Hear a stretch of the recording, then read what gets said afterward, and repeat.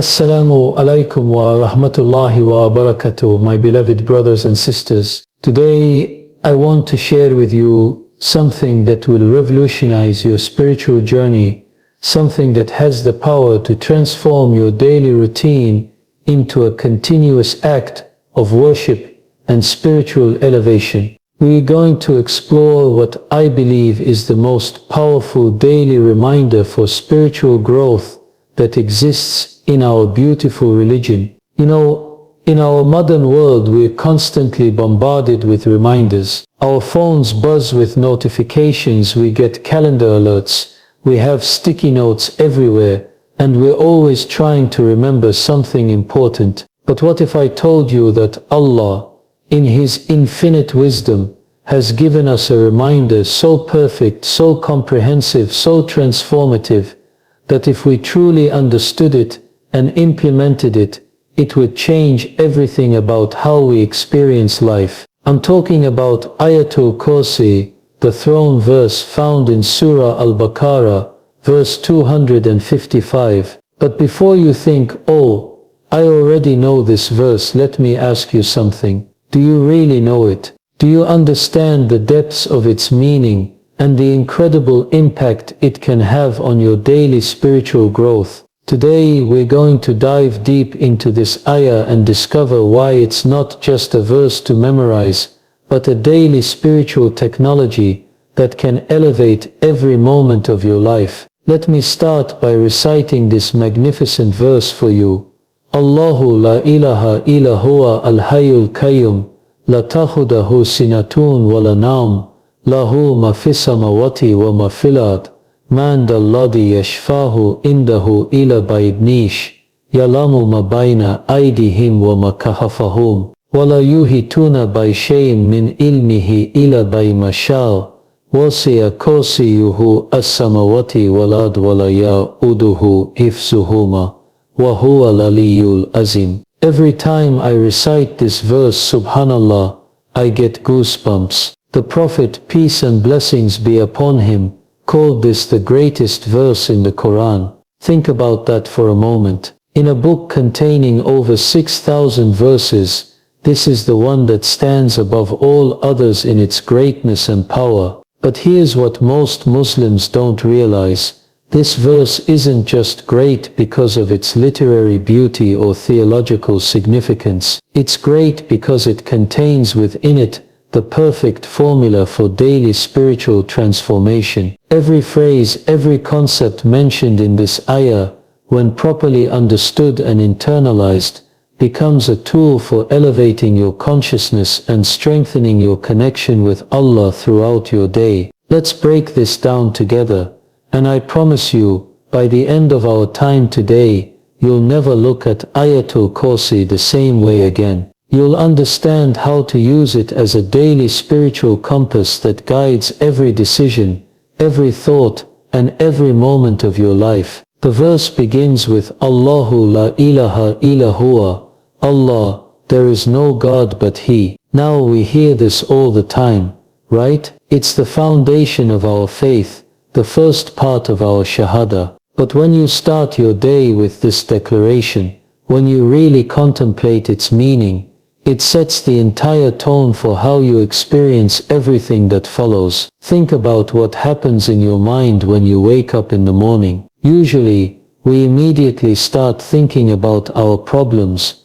our to-do lists, our worries about the day ahead. We get caught up in the illusion that we're in control, that everything depends on our efforts and planning. But when you begin your day by declaring Allahu la ilaha illa huwa, you're making a fundamental shift in consciousness. You're saying that there is no power, no authority, no source of help, provision, guidance, or protection except Allah. You're immediately putting your entire day into divine perspective. This isn't just a theological statement, it's a psychological and spiritual reset that changes how you approach every challenge and opportunity you'll face. I want you to try something for me. Tomorrow morning, before you even get out of bed, before you check your phone, before you start thinking about your day, Just lie there and repeat Allahu la ilaha illa huwa 10 times with full presence and contemplation. Think about what it means. Feel the weight of this declaration. Notice how it shifts your mental state from anxiety and overwhelm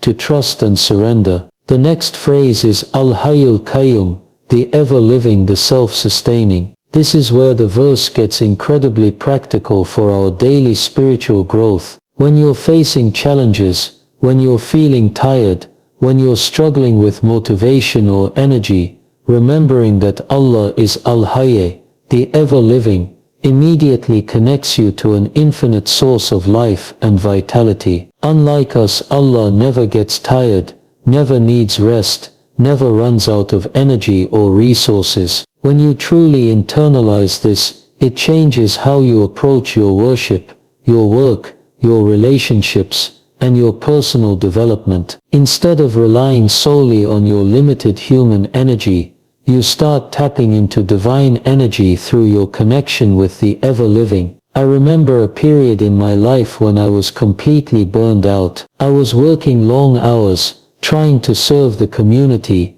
taking care of family responsibilities, and I felt like I had nothing left to give. My worship felt mechanical, my prayers lacked presence, and I was going through the motions without any spiritual satisfaction. That's when a wise teacher reminded me of the power of truly understanding Al-Hayyul Qayyum. He told me, when you feel depleted, remember that you're connected to the source of all life. When you feel weak, remember that you worship the source of all strength. When you feel overwhelmed, remember that you rely on the one who sustains everything effortlessly. This completely transformed my approach to daily life. Instead of just trying harder with my own willpower, I started each day by connecting with Allah as Al-Hayy, asking Him to infuse my efforts with His divine energy. I started making dua before every task, every prayer, every interaction,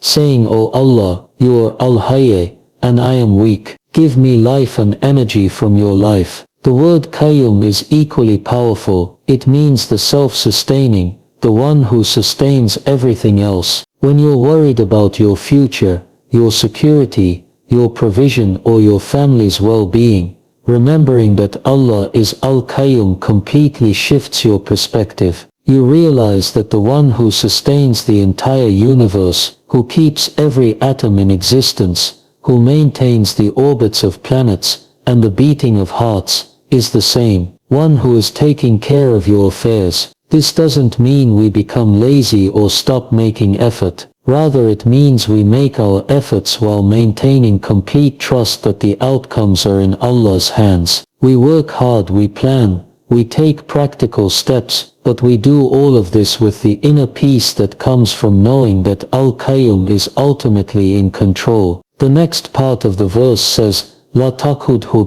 sinatun wala nawm, neither drowsiness nor sleep overtakes him. This might seem like a simple statement about Allah's attributes, but it contains a profound lesson for our spiritual development. We live in a world where people are constantly tired, constantly overwhelmed, constantly feeling like they can't keep up with life's demands. But Allah never sleeps, never gets drowsy, never loses focus or attention. He's always fully present, always completely aware, always perfectly attentive to every detail of creation. When you remember this throughout your day, it helps you cultivate presence and mindfulness in your own life. Instead of going through your day in a haze of distraction and autopilot, you start paying attention. When you're in prayer, you remember that Allah is fully present with you, so you strive to be fully present with Him. When you're with your family,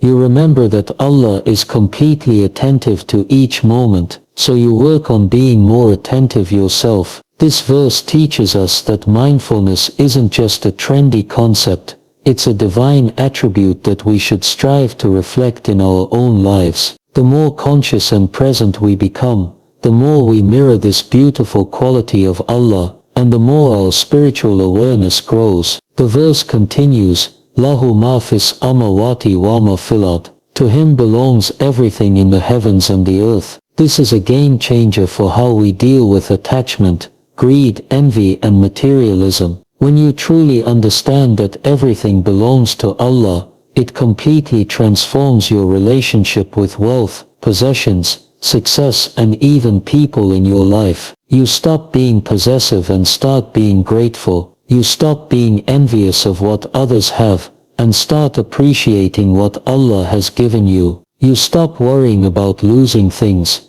and start trusting that Allah will provide what you need. This shift in perspective is one of the most liberating experiences you can have. I've seen people completely overcome their anxiety about money and career after truly internalizing this part of Ayatul Kursi. When you realize that your job, your house, your car, your bank account, even your family and friends, all belong to Allah and are simply trusts that He has placed in your care temporarily, it changes everything. You start taking better care of these trusts because you understand they're not really yours. You become more generous because you realize you're just a steward of Allah's blessings. You become less stressed about material concerns because you understand that the owner of everything is taking care of you. The next section, Mandaladi Yashfa'u Indu Illa by Idni, tells us that no one can intercede with Allah except by His permission. This teaches us about the proper channels of seeking help and the importance of going directly to Allah with our needs, while also respecting the means He has established. In our daily spiritual practice, this reminds us that while we can seek help from people, use professional services, and take advantage of opportunities, our ultimate reliance should always be on Allah. It also reminds us that when we help others, we're doing so by Allah's permission and with His assistance. This creates a beautiful balance in how we approach life. We use all available means, we seek help when we need it, we offer help when we can, but we always maintain the consciousness that everything happens by Allah's will and with His permission. The verse then says, Ya'lamu ma bayna aydihim wa ma khalfahum. He knows what is before them and what is behind them. This refers to Allah's complete knowledge of past, present and future. For our daily spiritual growth,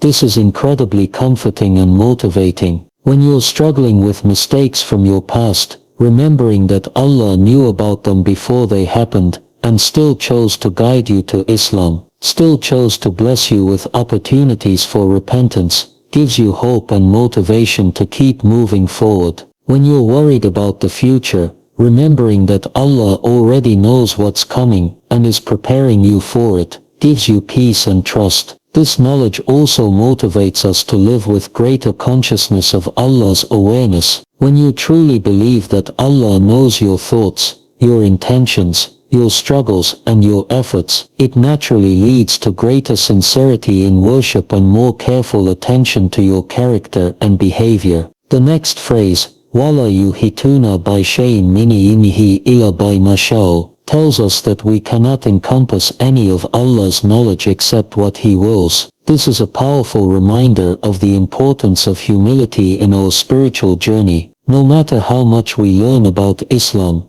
how many books we read, how many lectures we attend, we're still dealing with a tiny fraction of divine knowledge. This should make us humble and always eager to learn more, while also protecting us from spiritual arrogance and the illusion that we have everything figured out. In our daily practice, this reminds us to always ask Allah for guidance and knowledge. Before making decisions, before studying, before engaging in any important activity, we should ask Allah to grant us the knowledge and wisdom we need. This keeps us connected to the source of all knowledge and prevents us from relying solely on our limited understanding. Then comes what many consider the most powerful part of the verse, Wazia Kursiyuhu as-samawati wal-ard. His kursi extends over the heavens and the earth. The scholars have different opinions about what the kursi exactly is, but they all agree that it represents Allah's dominion, authority and encompassing presence. When you're feeling small, insignificant, or overwhelmed by life's challenges, contemplating the vastness of Allah's kursi puts everything in perspective. Your problems,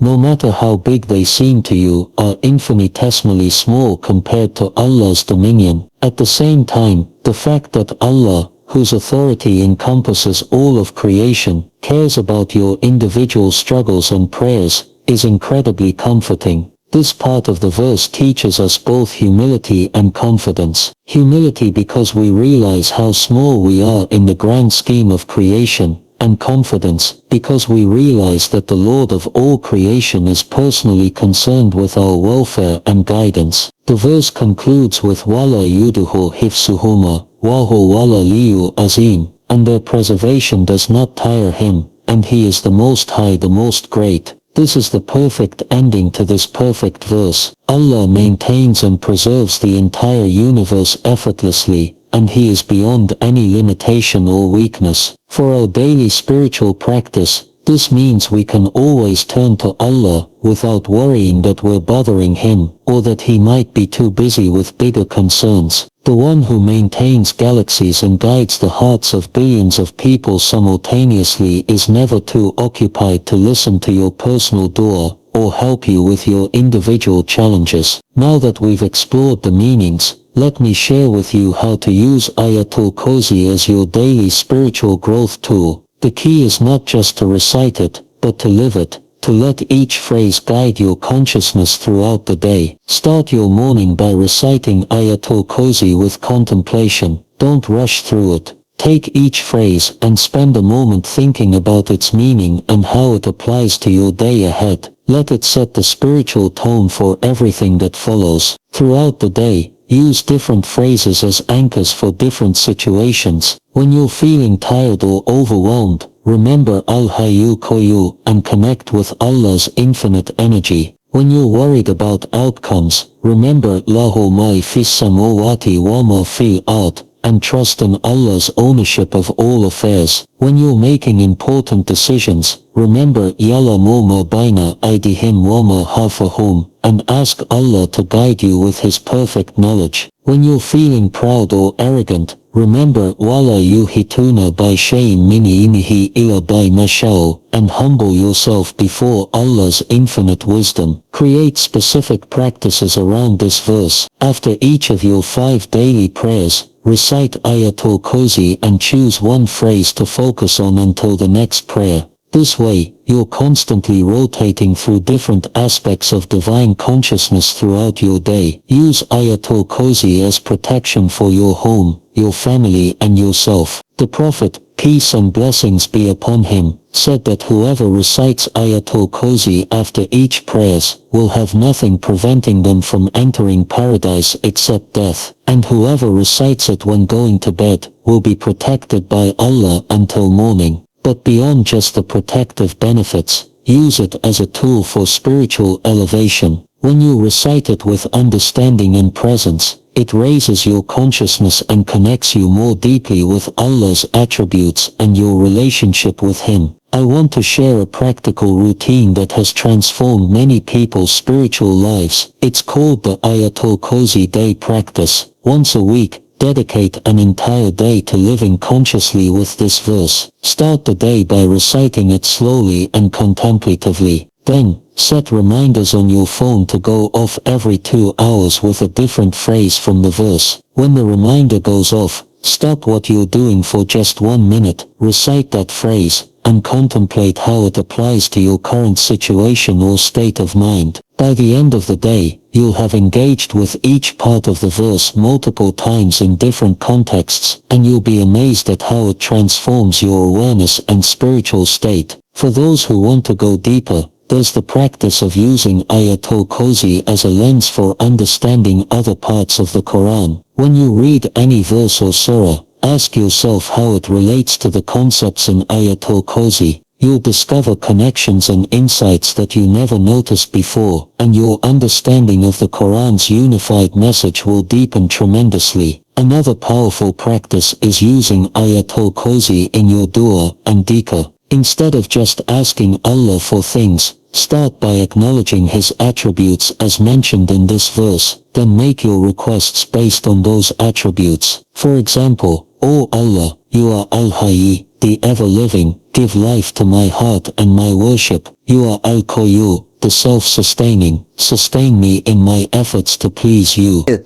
This approach makes your supplications more meaningful and helps you develop a deeper relationship with Allah based on understanding His beautiful names and attributes, rather than just asking for things without context. The therapeutic benefits of this practice are also remarkable. In our age of anxiety and depression, many Muslims struggle with mental health challenges. While professional help is important when needed, the spiritual healing that comes from truly internalizing Ayatul Kursi can be profoundly transformative. When you're dealing with anxiety, remembering that Allah never sleeps and is always watching over you brings incredible peace. When you're struggling with depression, connecting with Allah as Al-Hayy, the source of all life and vitality, can reignite hope and energy in your heart. When you're feeling lost or confused, remembering Allah's perfect knowledge and guidance helps you trust the process of your life even when you can't see the bigger picture. I've received countless messages from people who have overcome serious mental health challenges, partly through the consistent contemplative recitation of Ayatul Kursi. This isn't to replace professional treatment when needed,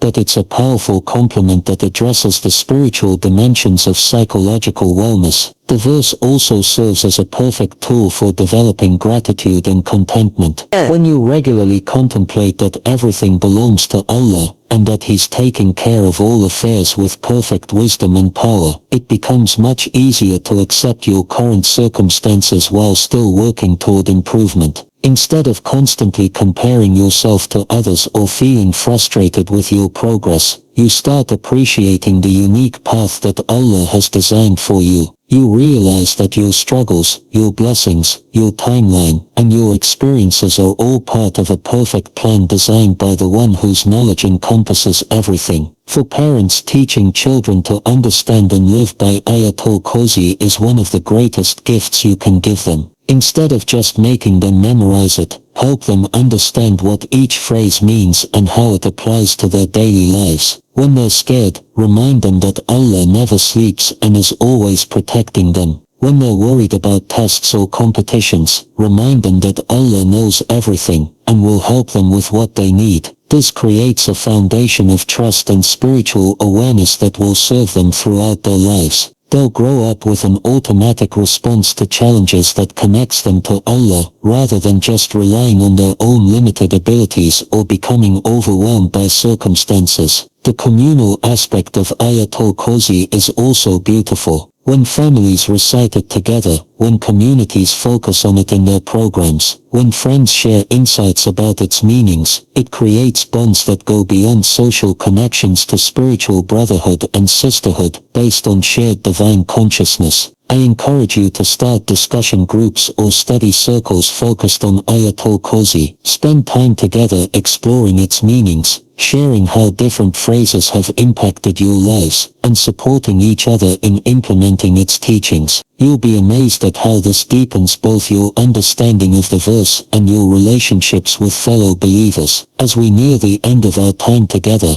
I want to address some common obstacles people face when trying to implement this practice. The biggest challenge is usually maintaining consistency and depth rather than just going through the motions. The solution is to start small but with full presence. Rather than trying to recite Ayatul Kursi 50 times a day without thinking, focus on reciting it once or twice with complete attention and contemplation. Quality is always more important than quantity in spiritual practices. Set realistic goals that you can maintain long term. Maybe start with reciting it thoughtfully once in the morning and once in the evening, focusing on a different phrase each time. As this becomes natural, you can gradually increase the frequency and depth of your practice. Use journaling to track your insights and experiences. Keep a small notebook where you write down thoughts, realizations, or experiences related to Ayatul Kursi. Over time you'll see patterns and developments in your spiritual understanding that will motivate you to continue and deepen your practice. Connect the verse to your existing routine rather than trying to create entirely new habits. If you already have morning and evening dhikr practices, incorporate focused ayatul kursi recitation into those times. If you already read Quran daily, spend extra time contemplating this verse when you encounter it. Remember that spiritual growth is a gradual process. Don't expect immediate dramatic changes, but trust that consistent, sincere engagement with this verse will create subtle shifts in your consciousness that compound over time into significant transformation. Be patient with yourself and celebrate small victories. If you have a day where you really felt the meaning of Al-Hayyu Qayyum during a difficult moment, acknowledge that growth. If you caught yourself remembering Lafu, Nafis, Samawati wa ma fi